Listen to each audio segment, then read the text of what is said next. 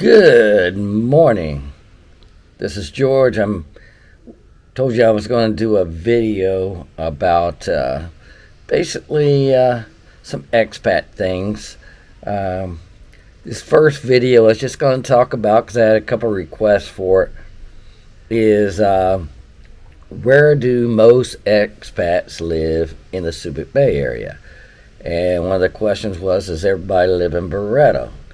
My short answer was absolutely not. Some do live in Barretto, but most of the people I know, they're kind of spread out in the area, everywhere from San Antonio, Zambales, in that area, down to Calabadayan, and then in Subic town itself, and then all the way down to Beloy, Barretto, Olongapo, and then even some on the edge of Baton, they live, and then the rest I know live on the old base, Subic Bay Freeport zone. Let's go into kind of each one. Barretto, a lot of people have visited Barretto. It can be a busy place, but they do have, not every place is overly busy. I lived there a short time and found it more noisy than I liked. It was convenient for a lot of things, but like I said, it was just more noisy, and that's one of the reasons I left there. The rents were okay. They were pretty low compared to the rest of the area. And then Beloy, at the time I was looking around, it was a lot of, some of the flooding was an issue. The road down on Beloy Beach Road was not fixed yet. So those were all things I had to consider.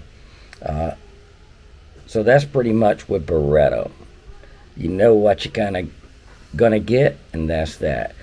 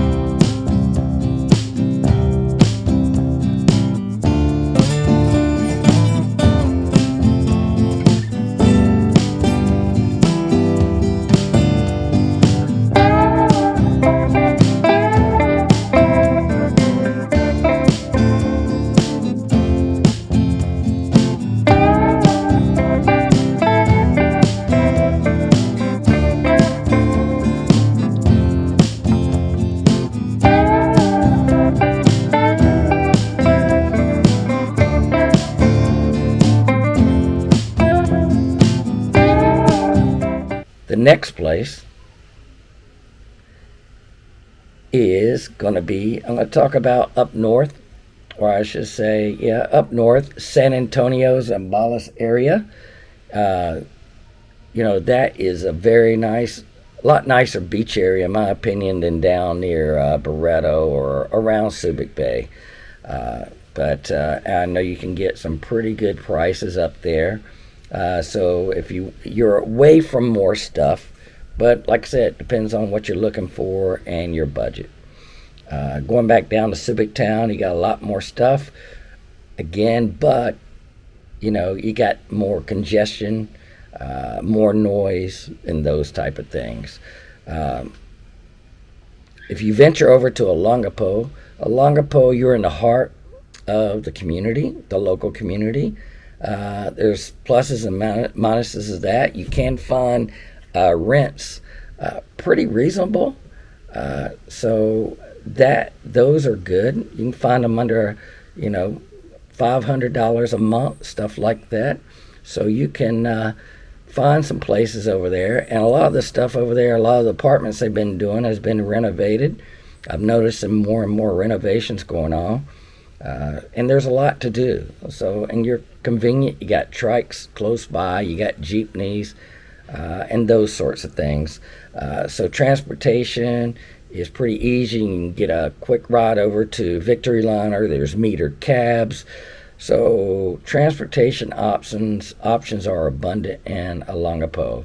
And that's pretty much the same thing when I was talking about Barreto or Subic or Beloit. San Antonio would be a little bit different because there's not as many options as they would be down south here in Subic Bay.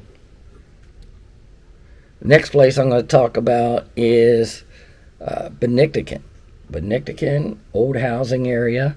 A lot of people remember it from the base days. It's safe. Like I said, it's secure. The water you can drink right from the tap. I still use bottled water, but I do use stuff from the tap, and I've never gotten sick. And it's got a good filtration system. Electricity is very stable compared to out in town or off base. The internet I find more stable than off base as well.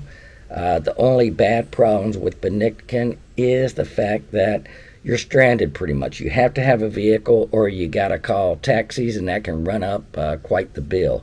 Prices in Benedictine are going to be, you're probably looking at, on the low side, $650 a month, up to, used to be about $750, $800, but now a lot of people have done renovations in Benedictine, and more are going on. So now they're wanting, $1,000 to $1,100, maybe even $1,200 for rent a month. So that's the problem. Like I said, to me, that's not that much from where I came from, but I know it really just depends on your budget.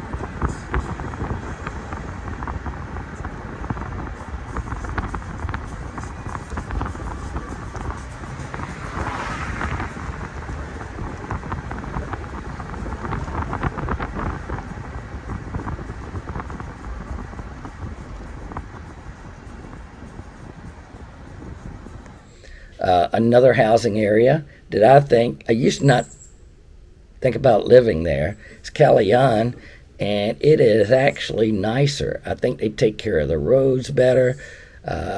You can get out in Alongapo pretty quick.